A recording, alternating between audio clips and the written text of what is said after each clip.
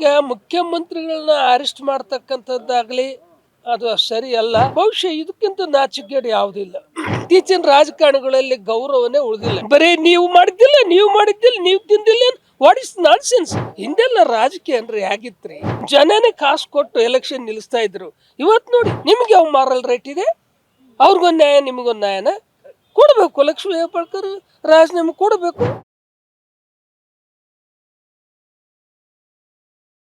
Sir, ಇವಾಗ ನಿನ್ನೆ ಲೋಕಾಯುಕ್ತದಲ್ಲಿ CM ಸಿದ್ದರಾಮಯ್ಯನವರಿಗೆ ತನಿಖೆ ಕರೆದಿದ್ರು. ಅಂದ್ರೆ ಅಧಿಕಾರದಲ್ಲಿ ಇಟ್ಕೊಂಡು ಅವ್ರು ಹೋಗಿ ತನಿಖೆ ಎದುರಿಸಿರೋದು ಎಷ್ಟು ಮಟ್ಟಕ್ಕೆ ಸರಿ ಅಂತ ಅನ್ಸುತ್ತೆ. ಜಮೀರ್ ಅವರು ವಕ್ಫ್ ಬೋರ್ಡ್ ಪ್ರಾಬ್ಲಮ್ ಆಯ್ತಲ್ಲ, ಸೊ ಇವಾಗ ಕಾಂಗ್ರೆಸ್ ಪಕ್ಷದವರು ಅವ್ರ ವಿರುದ್ಧ ತಿರುಗಿ ಬಿದ್ದಿದ್ದಾರೆ. ಅದೊಂದು ಎರಡನೇದಾದ್ರೆ, ಇನ್ನು ಮೂರನೇದು ಬಂದು ಲಕ್ಷ್ಮೀ ಹೆಬ್ಬಾಳ್ಕರ್ PA ಹೆಸರು ಬರ್ದಿಟ್ಟು ಒಬ್ರು ಆತ್ಮಹತ್ಯೆ ಮಾಡ್ಕೊಂಡಿದ್ದಾರೆ. ಸೊ ಇದ್ರ ಬಗ್ಗೆ ಏನ್ ಅನ್ಸುತ್ತೆ ನಿಮ್ಗೆ? ಸಿದ್ದರಾಮಯ್ಯನವ್ರದ್ದು ಬಹುಶಃ ಕರ್ನಾಟಕ ಇತಿಹಾಸದಲ್ಲಿ ಒಬ್ಬ ವರ್ಕಿಂಗ್ CM ಈ ತರದ ಒಂದು ಕಷ್ಟ ಎದುರಿಸಿಲ್ಲ. ಯಾವುದೇ ಕೋರ್ಟ್ ಮುಂದೆ ಹೋಗಿಲ್ಲ ಅಥವಾ ಯಾವುದೇ SIT ಮುಂದೆನೂ ಹೋಗಿಲ್ಲ. SIT ಇರಲಿ ಯಾವ ಇರಲಿ ಅವೆಲ್ಲ ಇವ್ರದೇ ಸಂಸ್ಥೆ. ಲೋಕಾಯುಕ್ತಕ್ಕೆ ಮೊದಲಿರ್ತಕ್ಕಂಥ ಪರಿಶುದ್ಧತೆ ಇಲ್ಲ. ಲೋಕಾಯುಕ್ತ ಈಗ ಇವ್ರು ಹೇಳ್ದಂಗೆ ಕೇಳ್ತಾ ಇದೆ. ಈ ಹಿಂದಿತ್ತು ಸಂತೋಷ್ ಹೆಗಡೆ ಕಾಲಕ್ಕೆ, ವೆಂಕಟಾಚಲ ಕಾಲದಲ್ಲಿ ಲೋಕಾಯುಕ್ತ ಬಹಳ ಶಕ್ತಿಯುತವಾಗಿತ್ತು. ಅದನ್ನ ಬಂದಂತ ಸರ್ಕಾರಗಳು ರಕ್ಕೆಗಳು ಕತ್ತರಿಸಿದ್ರು. ಅದಕ್ಕೆ ಅಧಿಕಾರ ಎಲ್ಲ ತಕೊಂಡ್ರು, ACB ಅಂತ ಮಾಡಿದ್ರು. ಮತ್ತು ಕೋರ್ಟ್ ಅದನ್ನ ಕಾಮೆಂಟ್ ಮಾಡಿದ್ರು, ಮತ್ತೆ ಹೋಗಿ ಸೇರಿಸಿದ್ರು. ಆದ್ರಿಂದ ರಾಜಕಾರಣಿಗಳು ತಮ್ಮ ಮನಸ್ಸಿಗೆ ಬಂದಂಗೆ ಆಟ ಆಡ್ತಾ ಇದ್ದಾರೆ ಅಂತೇಳಿ ಅನಿಸುತ್ತೆ ನನಗೆ. ಇವಾಗ ನಿನ್ನೆ ಏನು ತನಿಖೆ ಮಾಡಿದ್ರಲ್ವಾ, ಅಧಿಕಾರಿನ ಇವತ್ತು ಸಸ್ಪೆಂಡ್ ಮಾಡ್ತಿದ್ದಾರೆ. ಏನ್ ಕಾರಣಕ್ಕೆ ಅಂದ್ರೆ ಸಾಕ್ಷಿಗಳನ್ನ ಇಟ್ಕೊಳ್ದಿರಾ ಇವರು ತನಿಖೆ ಮಾಡಿದ್ದಾರೆ ಸಿಎಂ ಸಿದ್ದರಾಮಯ್ಯನವ್ರನ್ನ. ಈಗ ಮುಖ್ಯಮಂತ್ರಿಗಳನ್ನ ಅರೆಸ್ಟ್ ಮಾಡ್ತಕ್ಕಂಥದ್ದಾಗಲಿ ಅದು ಸರಿ ಅಲ್ಲ. ಈಗಾಗಲೇ ಅರವಿಂದ್ ಕೇಜ್ರಿವಾಲ್ ಪ್ರೂವ್ ಮಾಡ್ಯಾರೆ 6 ತಿಂಗಳ ಜೈಲಲ್ಲಿದ್ದು. ಬಹುಶಃ ಇದಕ್ಕಿಂತ ನಾಚಿಕೆಗೇಡು ಯಾವುದಿಲ್ಲ. ಜಾರ್ಖಂಡ್ ಮುಖ್ಯಮಂತ್ರಿನೂ ಹೋದ ಜೈಲ್ಗೆ, ಆದ್ರೆ ಆತ ಜಾಣ ರಾಜೀನಾಮೆ ಕೊಟ್ಟು ಒಂದು ಗೌರವ ಉಳಿಸ್ಕೊಂಡ ಮತ್ತೆ ಬಂದ ಜಾಮೀನ್ ಮೇಲೆ ಮತ್ತೆ ಆಗಿದ್ದಾನೆ. ಆದ್ರೆ ಅರವಿಂದ್ ಕೇಜ್ರಿವಾಲ್ ಹಂಗಲ್ಲ. ಇಡೀ ಭಾರತವೇ ಅತ್ಯಂತ ಮೆಚ್ಚುಗೆ ಪಾತ್ರ ಆಗಂತ ಅರವಿಂದ್ ಕೇಜ್ರಿವಾಲ್ IIT ಬಂದಂತ ಮನುಷ್ಯ ಯಾಕೋ ಈ ದುರ್ಬುದ್ಧಿ ಬಂತು ಅರ್ಥವಾಗ್ತಲ್ಲ. ಅಧಿಕಾರದ ಆಸೆಗಾಗಿನೇ ನೋಡಿ ಅದು ಕಟ್ಟಿರೋ ಮನೆದು ಕರ್ಟೈನ್ಸು, ಟಾಯ್ಲೆಟ್ಸು, ಬಾತ್ರೂಮ್ಗಳು ಕೋಟಿ ಮತ್ತೆ ಕಾಲಾಗ ಅವ ಚಪ್ಪಲಿ ಹಾಕೊಳ್ಳೋದು, ಮಂದಿಗೆ ತೋರ್ಸೋದು. ಇಂಥ ಅಣಕು ಮಾಡೋ ಬದಲು ತಾವು ಹೆಂಗಿರ್ತಾರೆ ತಮ್ಮ ಬದುಕನ್ನು ಆ ರೀತಿ ತೋರಿಸ್ಲಿ. ಯಾಕೆ ಜನರಿಗೆ ವಂಚಿಸ್ತೀರಾ, ಮೋಸ ಮಾಡ್ತೀರಾ? ಆದ್ರಿಂದ ಇತ್ತೀಚಿನ ರಾಜಕಾರಣಗಳಲ್ಲಿ ಗೌರವನೇ ಉಳಿದಿಲ್ಲ. ಇವತ್ತು ನಮ್ಮ ರಾಜಕಾರಣಿಗಳು ನೋಡಿ, ಕಪಿಲ್ ಸಿಬಾಲ್ ಅವರು ಕ್ಯಾಂಬ್ರಿಡ್ಜ್ ಲಾ, ಮಣಿಶಂಕರ್ ಅವರು ವಿದೇಶದಲ್ಲಿ ಹಾರ್ವರ್ಡ್, ನಮ್ಮ ಅನೇಕ ಮಂದಿ ಹೈಲಿ ಎಜುಕೇಟೆಡ್ IIT, ಕೇಜ್ರಿವಾಲ್ ಇವರೆಲ್ಲ ನಾವು ಹಿಂದೆ ಏನು ಅನ್ಕೊಂಡಿದ್ವಿ, ಅವಿದ್ಯಾವಂತರಿಂದ ದೇಶಕ್ಕೆ ಅಪಾಯ ಅನ್ಕೊಂಡಿದ್ವಿ. ಸತ್ಯವೂ ಅಲ್ಲ, ಈಗಾಗಲೇ ಪ್ರೂವ್ ಆಗಿದೆ. ಅತ್ಯಂತ ವಿದ್ಯಾವಂತರು ದೇಶವನ್ನು ನಾಶದತ್ತ ಒಯ್ತಾರೆ. ಶಶಿ ತರೂರ್ ಮಹಾಮೇಧಾವಿ, ಆದ್ರೆ ಸಿಕ್ಕಾಕೊಂಡ್ಬಿಟ್ಟಿದ್ದಾನೆ. ಅದಕ್ಕೂ ಗೌರವ ಉಳಿಸೋಕ್ಕಾಗಲಿಲ್ಲ. ಶಶಿ ತರೂರು, ಕಪಿಲ್ ಸಿಬಾಲ್ ಇರಲಿ, ಮಣಿಶಂಕರ್ ಇರಲಿ, ನಮ್ಮ ಫೈನಾನ್ಸ್ ಮಿನಿಸ್ಟ್ರು, ಹಾರ್ವರ್ಡ್ ಎಲ್ಲರೂ ಮೈ ತುಂಬ ಗಾಯಗಳು ಮಾಡ್ಕೊಂಡಿದ್ದಾರೆ. ಯಾವ ಮುಖ ಇಟ್ಕೊಂಡು ಜನರ ಮುಂದೆ ನೀವು ಹೋಗ್ತಿರ್ರಿ?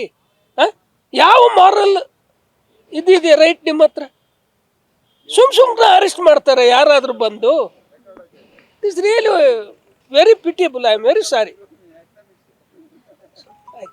ಇನ್ನು ಜಮೀರ್ ಅಹಮದ್ ಅಂದ್ರೆ ವಕ್ಫ್ ಬೋರ್ಡ್ ಪ್ರಾಬ್ಲಮ್ ಆದಾಗ ಇವಾಗ ಕಾಂಗ್ರೆಸ್ ಪಕ್ಷದವರ ವಿರುದ್ಧವಾಗಿ ತಿರುಗಿ ಬಿದ್ದಿದ್ದಾರೆ. ಈಗ ಈ ವಕ್ಫ್ ಬಹುಶಃ ಯಾರನ್ನು ಬಿಟ್ಟಿದೆಯೋ ಗೊತ್ತಿಲ್ಲ. ಅನೇಕ ಮಂದಿ ಇನ್ನೂ ತೆಗೆಸಿ ನೋಡಿದ್ರೆ ಗೊತ್ತಾಗುತ್ತೆ. ನಿನ್ನೆ ಒಬ್ಬ ಕುರುವ ಸಮಾಜದ ಹಾಲಸ್ವಾಮಿ ಮಠದ ಸ್ವಾಮಿ, ನಮ್ಮ ಮಠನೇ ವಕ್ಫ್ ಅಂತ ಬಂದೈತಿ, ಇವತ್ತು ಒಂದು ಗೌರ್ಮೆಂಟ್ ಸ್ಕೂಲ್ ವಕ್ಫ್ ಅಂತ ಬಂದೈತಿ. ಏನು ವಕ್ಫ್ ಕಾಯ್ದೆ? ಇವ್ರು ಹೇಳ್ತಾರೆ BJP ಕೊಟ್ಟಿದ್ರು. ಅವ್ರಾರು ಕೊಡ್ಲಿ, ನೀವಾರು ಕೊಡ್ರ, ದೇಶ ಯಾಕೆ ಹಾಳು ಮಾಡ್ತೀರಿ? ಬರೀ ನೀವು ಮಾಡಿದ್ದಿಲ್ಲ ನೀವು ತಿಂದಿಲ್ಲ, ವಾಟ್ ಇಸ್ ನಾನ್ ಸೆನ್ಸ್. ಅವ್ರು ಕೆಟ್ಟಾರಪ್ಪ, BJP ಅವ್ರು ಕೆಟ್ಟಾರ. ನಿಮಗೆ 136 ಯಾಕೆ ಕೊಟ್ರು? ಅವ್ರನ್ನ ತೋರ್ಸೋಕೆ ಕೊಟ್ರ ನಿಮಗೆ? ನೀವು ತಗೊಂಡಿರಲ್ಲ ದುಡ್ಡು, ನೀವು ಜೈಲಿಗೆ ಹೋಗಿರಲ್ಲ, ನಾವು ಹೋಗ್ಬೋದು.